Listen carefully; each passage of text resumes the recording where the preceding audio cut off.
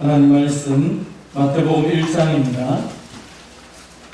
마태복음 1장 21절에서 23절까지 말씀. 마태복음 1장 21절에서 23절까지 말씀 우리 한 절씩 교독하시고 마지막 23절을 같이 공독하겠습니다. 21절입니다. 아들을 낳으리니 이름을 예수라 하라. 이는 그가 자기 백성을 그들의 죄에서 구원할 자이심이라 하니라.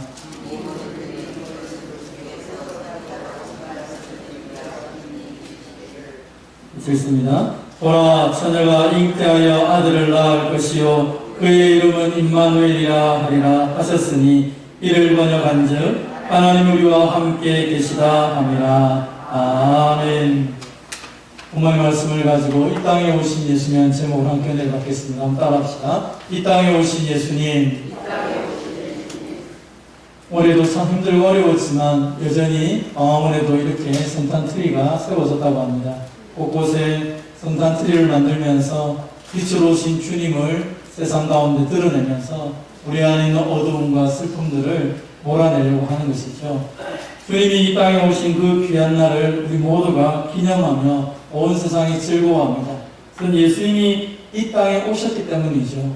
예수님이 이 땅에 오셨다는 것은 무엇을 의미합니까? 그것은 첫 번째 성탄 자체가 인간의 몸을 입고 이 땅에 오신 예수님을 기억하는 날이죠.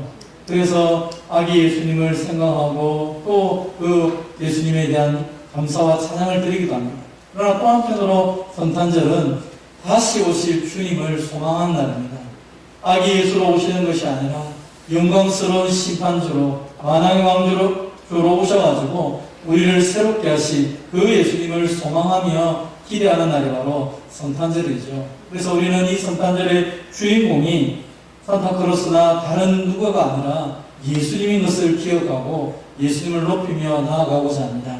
이 땅에 오신 예수님, 그분은 과연 어떤 분이십니까? 한번 따라합시다. 예수님은 우리를 구원하십니다.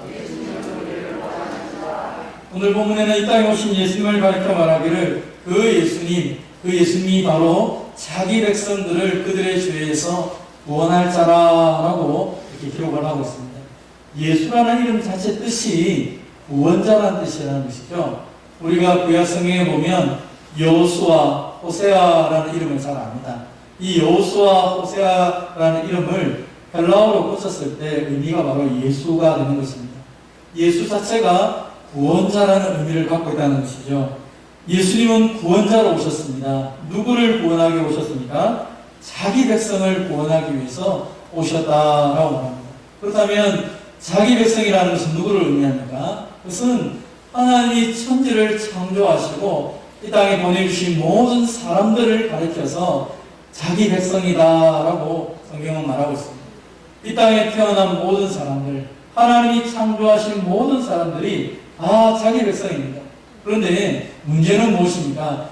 자기 백성들을 위해서 예수님이 이 땅에 오셨는데 어떤 사람은 예수님을 영접하기도 하고 어떤 사람은 예수님을 거절하기도 한다는 것입니다.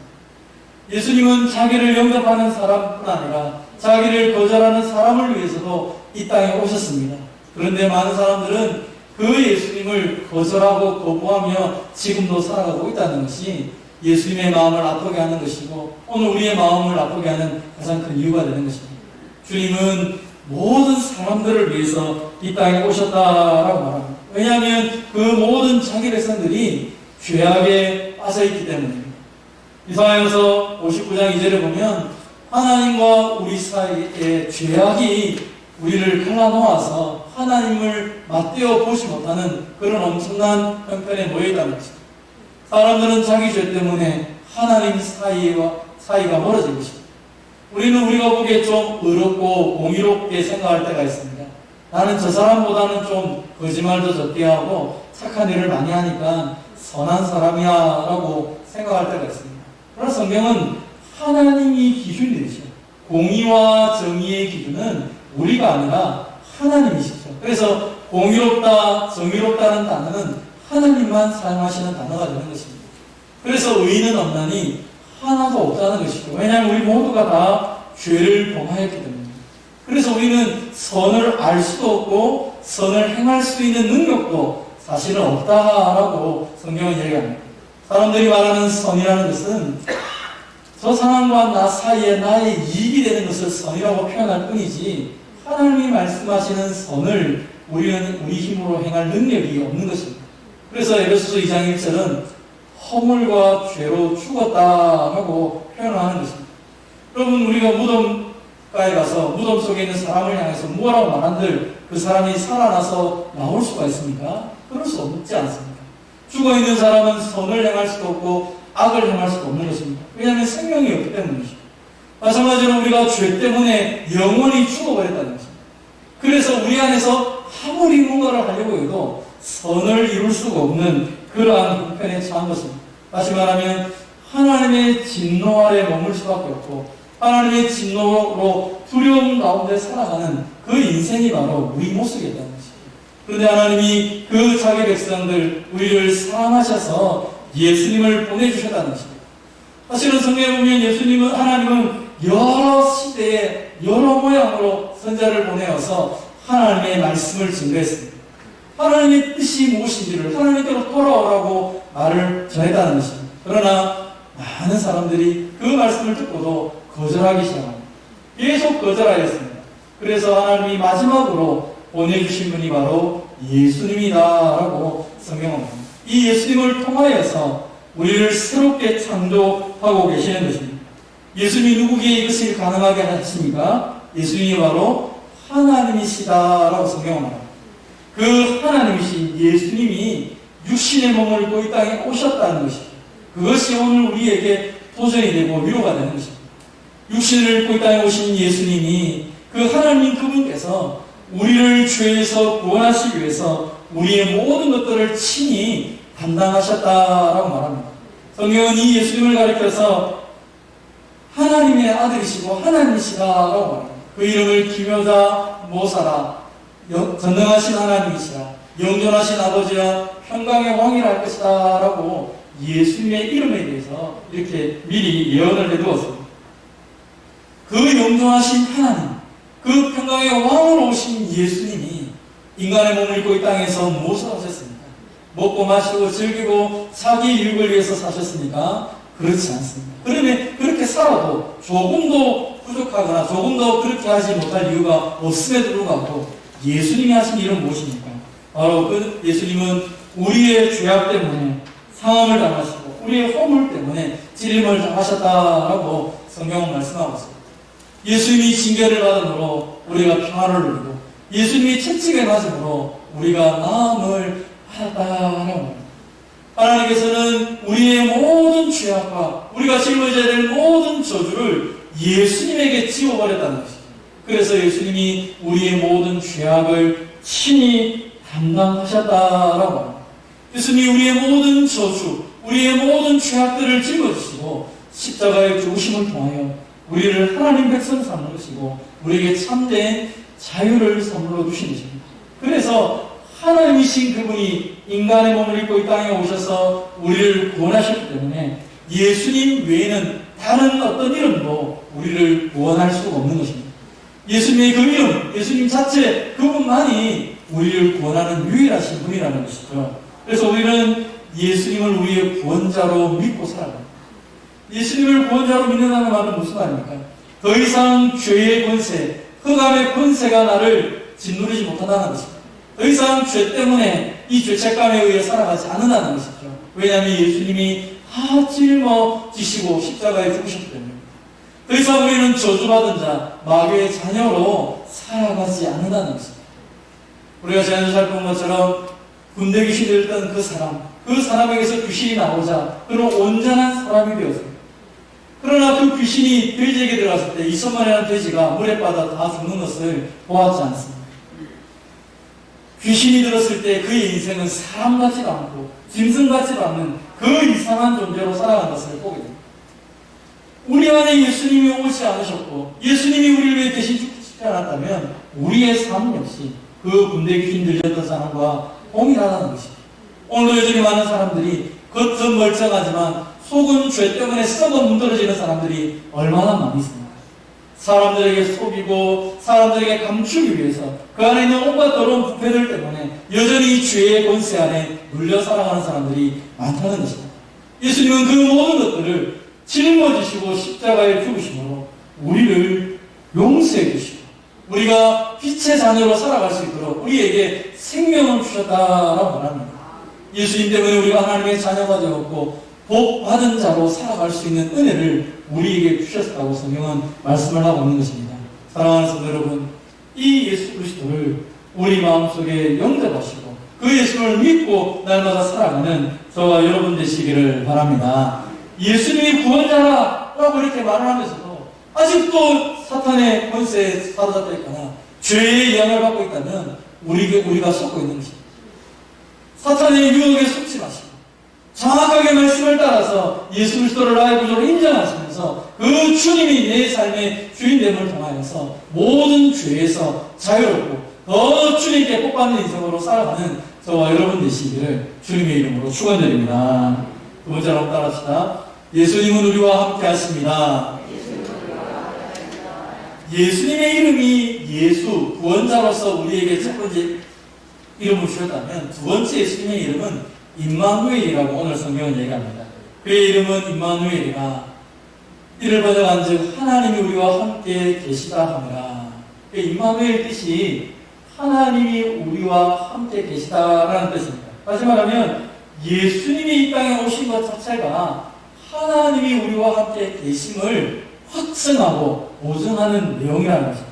그래서 우리는 하나님 우리와 함께 하시는 것을 어떻게 알 수 있습니까? 예수님이 인간의 몸을 입고 이 땅에 오신 것을 보면서 정말로 하나님이 우리와 함께 하시구나 라는 사실을 알게 된다는 것입니다. 왜냐하면 예수님 자체가 하나님이시기 때문이죠.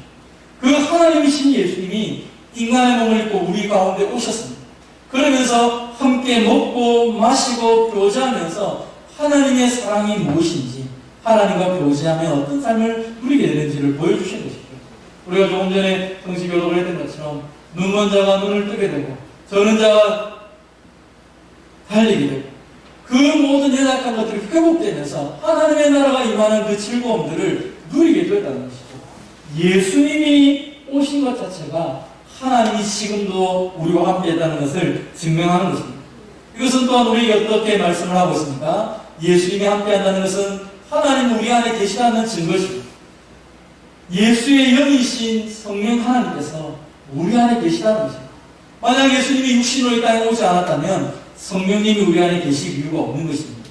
예수님이 이 땅에 오셔서 마지막으로 제자들에게 약속해 주신 말씀이 뭡니까? 성령이 너에게 임하실 것이다.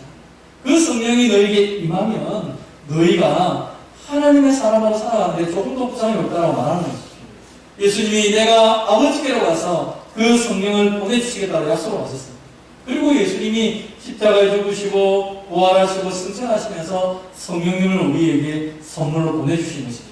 그래서 예수님이 육신으로 이 땅에 오셨기 때문에 성령 하나님 우리 안에 계시고 하나님이 내 안에 계심을 통하여 내가 하나님의 성전이 되었구나라고 우리가 알 수가 있게 되고 성경은 그것을 우리에게 강하게 말씀을 하고 있는 것입니다. 사랑하는 성도 여러분, 하나님이 여러분과 함께 있다는 사실을 믿으시기를 바랍니다. 지금 내 안 속에 성령 하나님이 계시다는 것이죠. 예수님이 우리 안에 함께 계심을 통하여 우리는 이 길을 넉넉하게 이기면서 걸어갈 수 있는 하나님의 성전이 되었다라고 성경은 말씀을 하고 있는 것입니다. 이것은 또 우리에게 어떤 도전을 주십니까? 그것은 하나님이 우리를 지켜주신다는 것입니다. 우리 시편 118편 6절 말씀 같이 한번 읽도록 하겠습니다. 시작. 여호와는 내 편이시라 내가 두려워하지 아니하리니 사람이 내게 어찌할까. 아멘. 하나님이 우리와 함께 하신다. 여러분 누구와 함께 길을 걸어가 보신 적이 있지 않습니까? 정말 든든한 사람, 그 사람이 내 옆에 있으면 뭐가 두렵습니까? 별로 두렵지 않습니다. 새로운 길을 갈 때도 그 모든 길을 잘 아는 인도자와 함께 가면 행복합니다. 마트를 가거나 어떤 쇼핑센터에 가도 정말 그 모든 것들을 책임질 수 있는 사람과 함께 가면 별로 부담스럽지 않습니다. 혹시나 내 주위에 깡패나 이런 사람도 있다 할지라도 내 주위에 경찰이라든지 또 그 모든 걸 이길 만한 사람이 함께 한다면 그 길도 즐겁게 걸어갈 수 있는 것입니다. 누가 나와 함께 하느냐? 그것을 아는 것이 굉장히 중요하고 진짜로 함께 하느냐가 더 중요한 것이죠. 오늘 성경은 하나님이 내 편이 되시고 하나님이 우리를 지켜주신다라고 말씀을 합니다. 하나님이 우리와 함께 계시기 때문에 이 모든 것들이 가능하다는 것입니다. 오늘 땅을 살아가면서 여러 가지 많은 것들이 우리를 두렵게 합니다. 그래서 우리 인생 가운데 어떤 사람은 환경 때문에 두렵습니다, 무섭습니다, 힘듭니다 라고 말을 하게 됩니다. 또는 어떤 사람은 저는 예수님을 믿는 것 같은데도 늘 혼자 있는 것 같아요 하면서 외롭게 사는 사람들이 있습니다. 그러나 오늘 성경이 우리에게 뭐라고 합니까?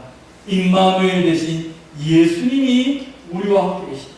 하나님이 함께 계시다는 증거로 예수님이 땅에 오신 것처럼 지금 내가 혼자가 아니라 예수님이 함께 계시고 하나님이 계시고 성령님이 계시기 때문에 너는 두려워하지 말라라고 이야기하는 것입니다. 예수님을 믿고 살아가는데도 외롭고 쓸쓸하고 두려운 가운데 있다면 무언가 우리의 믿음이 잘못된 것입니다. 주님이 함께 계시다면 어떤 환경 속에서든지 외로움이 아니라 오히려 그 주님 때문에 든든함을 느끼며 살아가는 것입니다. 주변에 여러 가지 나를 위협하고 두렵게 한다 할지라도 하나님이 함께 계심을 믿기 때문에 담대함으로 이겨나갈 수 있는 것입니다. 어떻게 이것을 경험할 수 있습니까? 그것은 하나님이 나와 함께 하신다, 하나님이 신도 나를 지켜주신다라는 것을 우리가 느낄 수 있는 방법은 말씀과 기도 외에는 없는 것입니다. 하나님의 말씀을 통하여서 오늘도 주님이 내게 말씀하시고 위로하시고 내 모든 형편을 아시면서 가장 적절하게 말씀해 주실 뿐 아니라 내가 기도할 때 하나님 들으시고 응답해 주시는 은혜를 통하여서 하나님이 지금도 나와 함께 계시구나, 나를 보호하시구나, 나를 인도하시구나 라고 생각하게 됩니다. 그래서 하나님과 나와의 관계 속에서는 말씀과 기도를 통하여 더 깊고 분명한 확신을 가지고 살아가야 될 것입니다. 그런데 우리가 연약한 것을 하나님이 잘 아십니다. 내가 아무리 기도를 열심히 하고 말씀을 든든히 읽어나감에도 불구하고 때로는 여러 가지 문제들 때문에 외롭고 두려움 가운데 빠질 때가 있는 것입니다. 그래서 하나님께서는 주님의 몸된 교회를 우리에게 선물로 주신 것입니다. 이 인생길을 걸어가면서 너 혼자만 걸어가지 말고 이 하나님의 몸된 교회와 더불어 함께 이 길을 걸어가라라고 하면서 이 공동체를 우리에게 선물로 주신 것입니다. 사랑하는 성도 여러분, 그래서 이 성탄절을 맞이하면서 우리 마음속에 기억할 것이 무엇입니까? 주님이 나를 위해서 오셨지만 주님이 우리를 위해 오셨고 주님이 우리 가운데 계신 것을 이 공동체를 통하여 함께 누리며 살아가라고 우리에게 말씀을 하고 있는 것입니다. 그래서 예수님을 믿고 살아갈 때 나 혼자 있다고 생각하지 마시고 실제로 삼위일체 되신 하나님이 나와 함께 있을 뿐 아니라 그것을 우리 눈에 보이고 확증하기 위해서 교회 공동체를 선물로 줬다는 사실을 꼭 기억하시기를 바랍니다. 성부, 성자, 성령 하나님이 삼위일체로 계신 것처럼 하나님과 나와 교회 공동체가 하나가 되어서 주님의 그 인도하심, 주님의 함께하심, 그 보호하심을 마음껏 누리며 살아가는 저와 여러분 되시기를 주님의 이름으로 축원드립니다. 한번 따라하겠습니다. 예수님은 말씀을 이루십니다. 지금까지 예수님이 구원자가 되셨다, 예수님이 임마누엘이 되셨다. 그럼 우리는 많이 들어왔습니다. 그런데 만약 예수님이 내가 갑자기 내가 구원자로 이 땅에 왔어, 내가 하나님이 함께 하신 증거야 라고 말한다고 누가 그것을 믿을 수 있습니까? 오늘 이단들이 어떻게 얘기합니까? 나만이 내가 뭔가를 했다고 자꾸 얘기합니다. 그러나 성경은 예수님조차도 어느 날 갑자기 나타났다라고 말하고 있지 않습니다. 예수님의 그 모든 것은 하나님이 약속하신 말씀대로 이루어진 것입니다. 예수님이 다윗의 자손으로 이 땅에 오실 것을 미리 예언하셨습니다. 그리고 그 말씀 그대로 예수님은 다윗의 자손으로 이 땅에 오셨죠. 베들레헴에 태어날 것을 미리 예언하셨습니다. 그리고 베들레헴에 예수님이 태어나셨죠. 동령녀 탄생을 미리 예언하시고 그 말씀 그대로 예수님은 동령녀 탄생으로 이 땅에 오셨다는 것이죠. 예수님이 했던 모든 일들이 하나님이 약속하신 말씀, 그 말씀을 이루어가는 과정입니다. 심지어 예수님이 십자가에 죽으시고 고난받으시는 그 모든 장면까지도 성경에 보면 하나하나씩 예언을 다 해놓은 것입니다. 그래서 구약 성경의 모든 예언들을 예수님이 하나하나 이루어 놓았기 때문에 우리가 예수님이 하나님이 보내신 구원자인 것을 알 수 있는 것입니다. 사랑하는 성도 여러분, 이 세상에 어떤 것들이 할지라도 하나님 말씀에 근거하지 않는 것들은 다 옳지 않은 것일 수 있습니다. 그래서 우리는 하나님의 말씀을 따라 살아가야 됩니다. 오늘도 많은 이단들이 내가 바로 구원자고, 내가 바로 보혜사고, 내가 바로 어떤 신적인 존재라고 그 얘기를 합니다. 내가 죄인주라고 얘기합니다. 나를 통해야 된다고 말합니다. 그러나 성경은 예수 그리스도를 통하여서 많이 구원이 있다라고 우리에게 말하고 있지 않습니까? 그래서 우리는 그 모든 말들 가운데 속에서도 성경이 우리에게 뭐라고 말하는지를 깊이 바라봐야 되고, 말씀을 통해서 하나님의 역사들을 바라볼 수 있는 눈을 가질 수 있는 저와 여러분이 되시기를 바랍니다. 1절에 주님은 성경대로 이 땅에 오셨지만 때가 참에 하나님이 그 아들을 보내사 여자에게서 나게 하셔서 우리에게 아들의 명분을 주셨다고 말씀하고 있습니다. 하나님의 그 때가 찼을 때 예수님을 말씀대로 보내주셨죠. 그리고 예수님은 말씀대로 십자가에 죽으시고 부활하셨습니다. 성경대로 예수님이 죽으시고 다시 살아나셨기 때문에 우리가 예수님을 구원자, 구주라고 믿고 살아가고 있는 것입니다. 만약 예수님이라 할지라도 성경대로 하나님 말씀대로 하지 않고 자기 마음대로 했다면 우리가 어떻게 그분이 정말 하나님이 보내신 구원자인 줄을 알 수가 있습니까? 말씀대로 행하셨기 때문에 그분은 우리가 믿는 유일한 구원자가 되시는 것입니다. 그 모든 약속이 이루어졌는데 한 가지가 남았죠. 무엇입니까? 다시 오신다는 것입니다. 분명히 하나님이 말씀하셨고 예수님은 그 말씀대로 다시 오실 것입니다. 그것도 각 사람의 눈이 그를 보겠다고 합니다. 심지어 그를 찌른 자도 볼 것이다 라고 합니다. 오늘날 이단들 중에는 예수님이 영으로 임재하셨다. 그래서 영으로 임재하신 그 예수님, 나에게 오셨기 때문에 내 말을 들으면 예수님 구원받으시다 이렇게 말하는 사람들이 있습니다. 성경은 그렇게 말하고 있지 않습니다. 예수님이 오시면 다 안다는 것입니다. 모든 사람들이 다 그것을 볼 것입니다. 심지어 예수님을 믿지 않는 사람들도 보기 때문에 심판을 받게 되는 것입니다. 사랑하는 성도 여러분, 그렇다면 예수님이 다시 오신다는 것이 우리에게 두려움이 됩니까? 오늘 어떤 사람들은 예수님이 다시 오기 때문에 너 집도 팔고 몸도 팔고 다 팔아가지고 교회다 바치고 너 무조건 교회 가서 옷 입고 있어라 이렇게 말하는 사람도 있습니다. 그게 무슨 성경의 가르침입니까? 오늘 우리가 예수님이 지금 오셔도 별로 부담이 없습니다. 왜 부담이 없습니까? 예수님을 내가 사랑하고 예수님을 믿고 살아가고 있는데 무엇이 두렵습니까? 그러면 사랑하는 사람이 나를 만나러 오는데 내가 두려워서 벌벌을 떨면서 그 사람을 맞이한다면 사랑하는 관계가 아닌 것입니다. 사랑하는 사람이면 어떻습니까? 늘 기쁘고 행복합니다. 심지어 그 사람이 온다는 소식이 들려지는 그 순간부터 매일매일이 기다려지는 것이죠. 야, 하룻밤 지나면 이틀반 지나면 만나겠네. 오늘 기쁘게 살아가는 것입니다. 주님이 다시 오신다는 이것보다 더 기쁜 일이 없는데 어떻게 두려움 가운데 살아갑니까? 그래서 예수님이 오신 것을 가리켜서 우리에게 두려움을 두고 우리를 향하여서 위협하는 그 사람들은 성경을 잘못 알고 있는 것입니다. 주님이 오신 것을 기대하면서 우리는 기쁘게 살아가고 그 주님 만날 준비를 하며 살아가야 되는 것입니다. 어떻게 해야 됩니까? 오늘 성경은 우리에게 다시 도전합니다. 너희가 내 안에 거하고 내 말이 너희 안에 거하면 무엇이든지 원하는 대로 구하라. 그리하면 이루리라.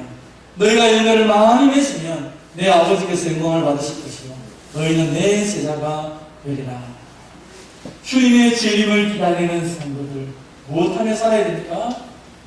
말씀이 우리 안에 거하도록 살아가고 그 말씀이 거할 때마다 붙잡고 기도하며 살아가는 그것이 바로 성도들의 기본적인 모습이라는 것입니다.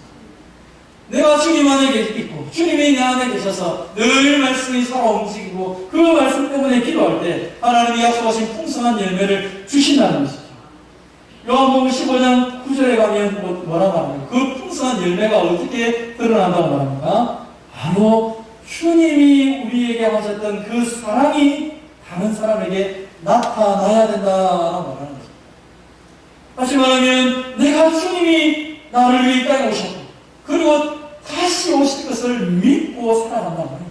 오늘 내가 말씀과 기도를 통하여 주님과 더 하나가 될 뿐 아니라 주님과 하나가 됨을 통하여 주님이 내게 주시는 그 사랑의 열매를 많이 맺으며 살아가게 된다는 것입니다. 그럼 예수님이 이 땅에 오셔서 하나님의 사랑을 보여주지 않습니다. 가난한 자들, 연약한 자들, 그 모든 사람들에게 하나님의 마음을 보여줍니다. 그러나 교만하고 거만하고 하나님의 하나님의 그 말씀을 대적하는 자들에게 주님께서 그들을 심판의 메시지를 던집니다. 무엇 때문에 그렇습니까? 회개하기를 원했습니다. 하나의 사랑의 표현이죠. 사랑을 드러낸 거죠. 오늘 저와 여러분의 삶 가운데 주님의 그 놀라운 은혜를 정말로 믿는다면 우리는 무엇하며 살아야 될까요? 예수님이 성육신하신 것, 죽으신 것, 부활하신 것, 승천하신 것, 재림하신 것, 다 말씀을 이루시는 거죠. 우리가 마찬가지 아닙니까? 우리가 이 땅에 태어난 것, 우리 마음대로 태어났습니까? 실수로 태어났습니까? 우연히 태어났습니까? 아닙니다. 하나님의 계획과 사랑하심 때문에 이 땅에 태어났습니다. 우리가 부모를 선택했습니까? 우리가 이 집안을 선택했습니까? 아닙니다. 하나님이 보내셨습니다. 내가 살아오는 인생 많은 길 가운데 속에서 내가 선택한 것보다 하나님이 내게 주어진 것이 너무 많은 것입니다. 때로는 우리는 불평할 수 있습니다. 저 사람하고 나하고 비교해 볼 때 나도 저 집에 태어났으면 내 인생이 바뀌었을 건데, 나도 남자로 태어나고 의사로 태어났으면 내 인생이 바뀌었을 건데, 왜 내 삶 속에서는 이 사람이 아니라 저 사람을 만나가지고 이렇게 엉망으로 만들었습니까? 사람들은 환경을 가지고 하나님께 불평할 수도 있을 것입니다. 그러나 진짜 하나님이 내 인생의 주인이시고 나를 사랑하시고 나를 너무 사랑하셔서 하나님께서 예수를 보내주시고 내 인생을 새롭게 만드신 것을 믿는다면 우리의 시각은 바뀌어져야 될 것입니다. 때로 우리가 선택을 잘못하여서 엉뚱한 길을 가기도 하고, 때로 우리의 선택, 우리가 죄된 욕심을 따라서 실수하고 넘어질 수도 있는 것입니다. 그러나 우리가 믿는 하나님은 그 모든 악한 것조차도 선으로 바꿀 수 있는 분이십니다. 그래서 무조건 하나님 앞에 나가는 것입니다. 하나님, 내 인생이 하나님의 뜻을 이루는 삶이 되고라 합니다. 우리가 주기도문을 할 때 하늘에서 이루어질 것처럼 땅에서도 이루어지고 합니다. 아버지의 뜻이 나를 통하여 이 땅에 이루어지고 합니다. 지금 환경을 보면, 상황을 보면, 내 능력을 보면 아무것도 할 수 없지만, 그러나 주님이 내 인생의 주인 되시기 때문에 주님께 내 모든 것을 다 맡겨드립니다. 주님 나를 인도하셔서 하나님의 뜻을 이루어가시고, 하나님의 뜻을 이루게 되면 내 삶이 어떻게 될까요? 가장 아름답게 빛나지 않을까요? 좀 작게 적혀지는 우리 시편 37편 5절 6절 같이 한번 읽어보겠습니다. 시작. 내 길을 여호와께 맡기라. 그를 의지하면 그가 이루시고 내 의를 빛같이 나타내시며 내 공의를 정오의 빛같이 하시리로다. 아멘. 내 인생의 모든 것이 하나님께 왔음을 정말로 믿는다면 나 역시 내 안에 계신 예수님을 따라서 하나님의 말씀을 이루는 생애가 되도록 하기 위해서 내 모든 삶을 하나님께 맡겨드립니다. 하나님, 내 인생을 맡겨드립니다. 지금 내가 걸어가는 이것도 맡겨드립니다. 염려와 걱정도 맡겨드립니다. 내 가정도, 내 건강도, 우리의 모든 것도 다 하나님께 맡겨드립니다. 하나님께 다 맡겨드릴 테니까 하나님이 이루시고 하나님이 내 인생을 빛처럼 빛나게 만들어주십시오. 우리가 나를 빛나게 하려고 하면 노력해도 빛나는 인생이 아니라 오히려 더 어둡고 비참한 길로 걸어갈 수 있을 것입니다. 그러나 하나님이 우리 인생을 빛나게 하시면 가장 아름다운 빛나는 인생으로 변하게 될 것입니다. 주님 우리에게 말하는 것이죠. 너희의 길을 여호와께 맡겨라. 예수님이 그의 모든 삶을 통하여 결정적으로 말씀하신 것이 뭡니까? 내가 이 땅에서 한 모든 일은 아버지의 뜻을 이룰 것이다. 아버지의 뜻을 따라 행동했다. 마찬가지로 우리의 인생을 주님께 맡긴다면 가장 아름답고 빛나는 인생이 될 것입니다. 사랑하는 성도 여러분, 성탄절을 기대하며 준비하며 나가는 우리 마음속에 어떤 마음 자세가 필요합니까? 인간의 몸을 입고 이 땅에 오셨던 그 첫 번째 성탄절을 기억할 필요가 있습니다. 그리고 만왕의 왕으로 재림으로 오실 그 예수님을 소망하며 이 성탄절을 지내야 될 것입니다. 우리 마음속에 그 예수님을 생각하시고 주님이 우리를 구원하시고 함께하시고 말씀을 이뤘던 것처럼 이제 구원받은 자로 하나님과 함께하는 자로 내 삶 속에서 말씀을 이뤄가는 삶들을 살아가는 저와 여러분 되시기를 주님의 이름으로 축원드립니다.